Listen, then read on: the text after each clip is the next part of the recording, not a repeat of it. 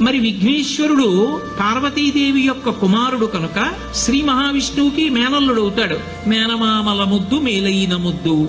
ఓసారి ఎందుకో వైకుంఠానికి తీసుకెళ్లాడు, మేనల్లుడు కదూ సంతోషంగా తీసుకెళ్లి అక్కడ సుదర్శన చక్రం పెట్టుకున్నాడు. ఇదేమిటో బాగుందని తీసి తొండంలో కింద పెట్టి మింగేశాడు. అయ్యబాబో ఇది శత్రు సంహారకమైనటువంటి సుదర్శన చక్రం రా, దీన్ని మింగేశాడు పిల్లాడని ఎలా బయటికి తెప్పించాలో అర్థం కాక విష్ణువు మొట్టమొదట ఆ పిల్లాడి ముందు ఇలా చెవులు పట్టుకుని గుంజీలు తీశాడు.